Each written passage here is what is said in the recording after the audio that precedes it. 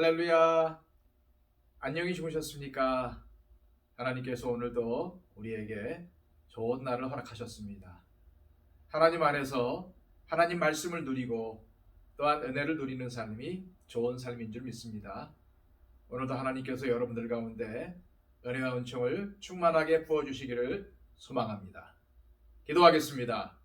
아버지 하나님, 오늘도 우리에게 새날 허락하여 주셔서 우리로 하여금 예배를 통하여서 또한 아버지 하나님의 말씀을 듣고 살게 하심을 감사드립니다. 아버지 하나님, 오늘도 하나님께서 우리에게 이루실 일들을 소망합니다. 또한 아버지 하나님의 종으로서, 의의 종으로서 순종을 하나님께 드리기를 원합니다. 오늘도 우리의 삶을 주장하여 주셔서 아버지 하나님께 순종하는 삶을 살아갈 수 있도록 하여 주시고, 오늘도 주님의 마음을 흡족하게 해드리는 우리의 삶이 되게 하여 주옵소서. 하나님, 우리에게 필요한 지혜와 명철 그리고 능력을 허락하여 주셔서 오늘도 악에게 지지 않게 하여 주시고 악을 이기고 말씀으로 승리하는 삶을 살아갈 수 있도록 인도하여 주옵소서.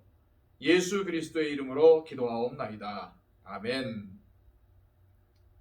다 함께 찬송가 73장 찬양 드립니다.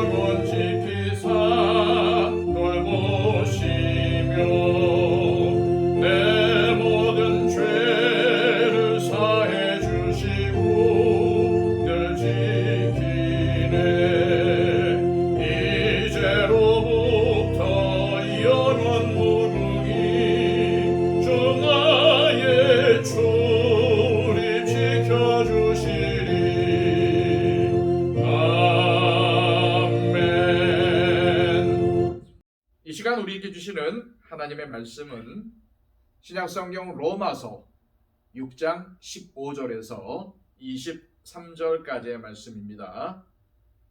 신약성경 247쪽입니다. 그런즉 어찌하리요? 우리가 법 아래에 있지 아니하고 은혜 아래에 있으니 죄를 지으리요? 그럴 수 없느니라. 너희 자신을 종으로 내주어 누구에게 순종하든지 그 순종함을 받는 자의 종이 되는 줄을 너희가 알지 못하느냐?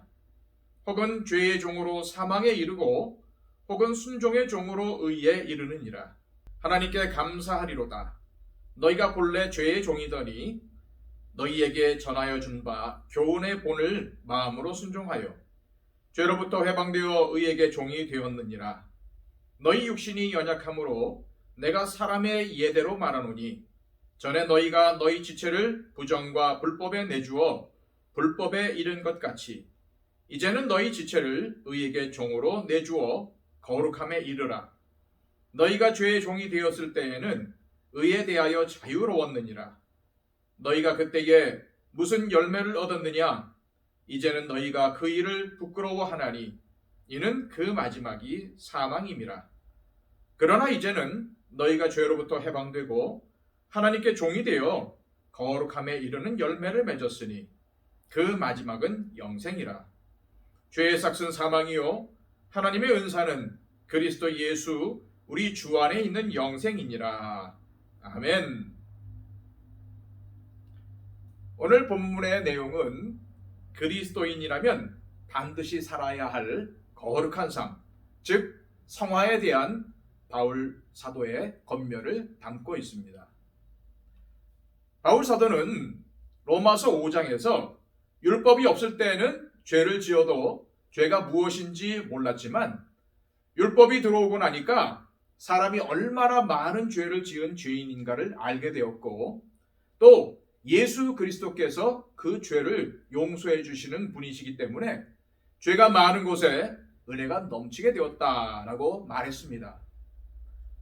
그랬더니 이 말을 들은 사람들이 그러면 은혜를 많이 그리고 크게 받으려면 죄를 더 많이 지어도 되겠네요 라고 궤변을 들어놓은 것입니다. 그때 사도 바울이 로마서 6장 1절에서 이렇게 말했습니다. 그런즉 우리가 무슨 말 하리요? 은혜를 더하게 하려고 죄에 거하겠느냐? 무슨 말입니까? 말도 되지 않는 소리 하지 말라는 거죠. 오늘 본문 말씀도 동일합니다. 15절 말씀입니다. 그런즉 어찌하리요? 우리가 법 아래에 있지 아니하고 은혜 아래에 있으니 죄를 지으리요? 그럴 수 없느니라.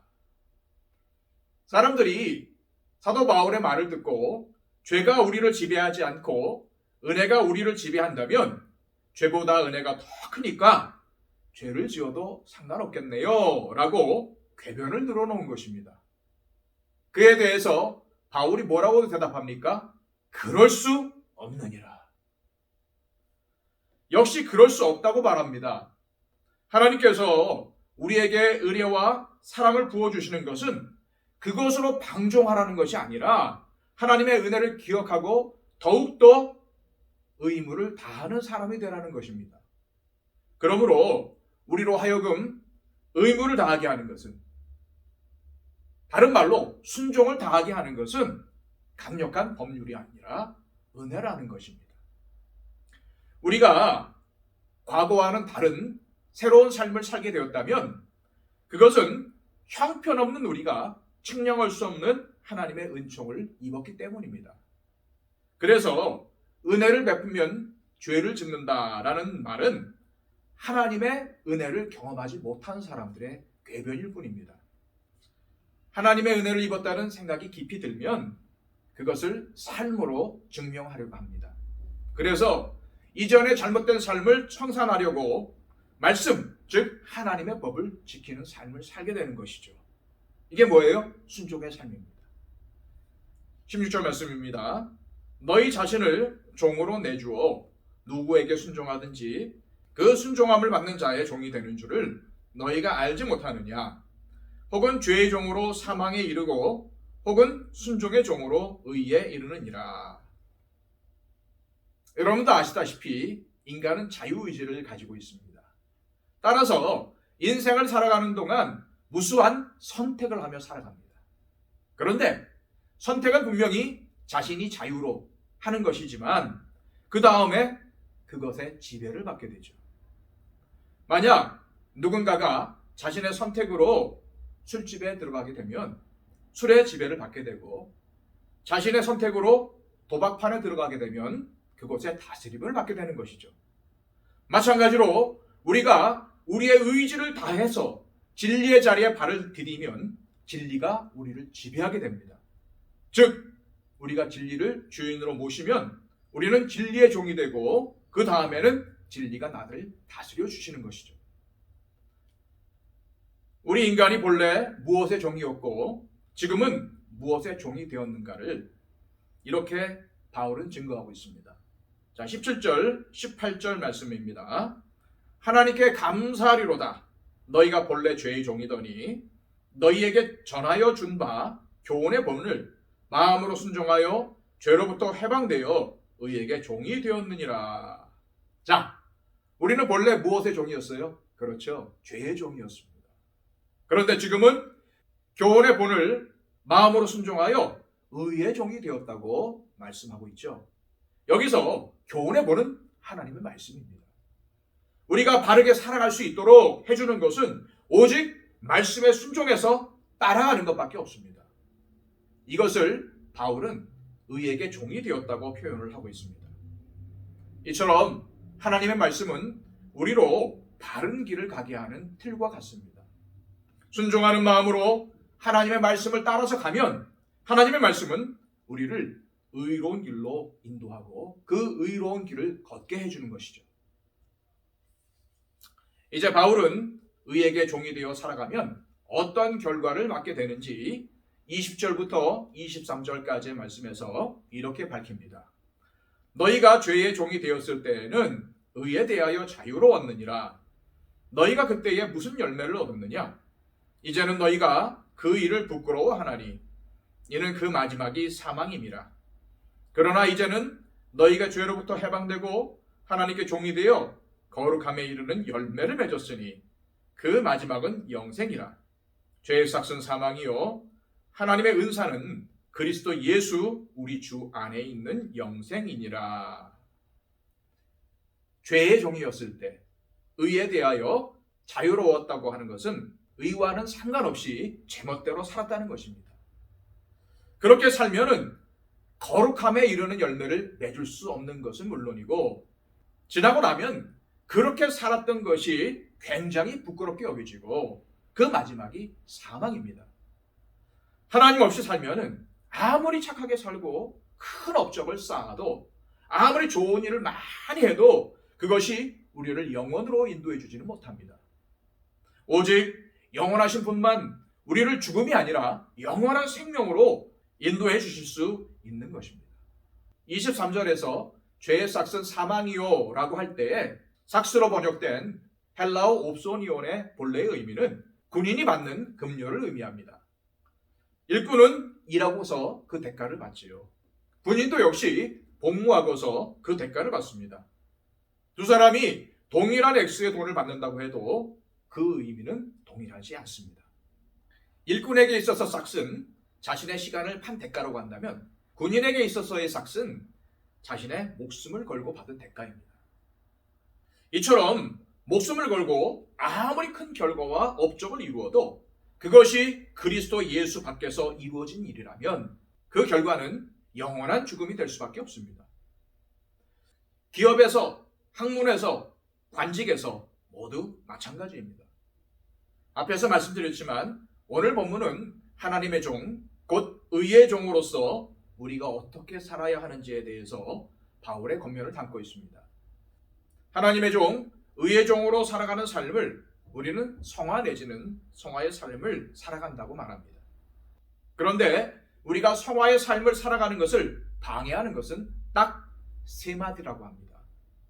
그것은 딱 한 번만, 이 정도야. 그리고 남들도 다 하는데 뭘 이라고 하죠.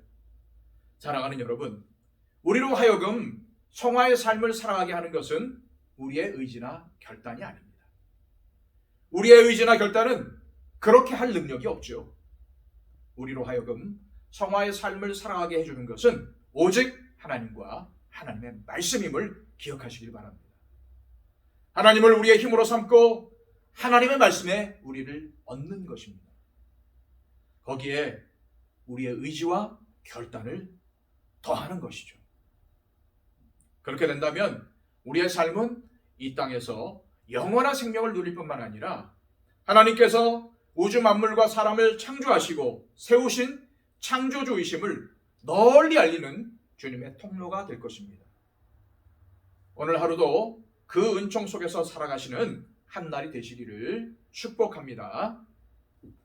자, 이 시간 우리가 결단의 기도를 드리기를 원하는데요. 하나님, 오늘 주신 말씀처럼 우리가 순종의 종, 하나님의 종, 의의 종으로 살아가기를 원합니다. 우리가 성화의 삶을 살아가는 것은 오직 하나님과 하나님의 말씀임을 기억합니다. 주님, 오늘도 우리에게 힘이 되어 주옵소서. 오늘도 우리가 우리의 의지가 아니라 하나님의 은혜로 하나님의 말씀을 붙들고 순종하며 살아갈 수 있도록 우리를 붙잡아 주옵소서. 이렇게 기도했으면 좋겠습니다. 우리 더처치가 하나님께 순종하는 교회가 되게 해달라고 기도해 주시고요. 우리 더처치 안에 함께 믿음 생활을 하고 있는 우리의 형제자매를 위해서 기도해 주시기 바랍니다. 하나님께서 우리 성도들에게 은혜를 베풀어 주시고 오늘도 필요한 것들을 채우는 은혜가 있게 해달라고 기도해 주시기 바랍니다. 이 세계를 위해서 복음을 전파하는 선교사님들을 위해 기도해 주시고 온 세상에 하나님께서 주시는 평화가 넘치도록 기도해 주시기 바랍니다. 다 함께 기도하겠습니다.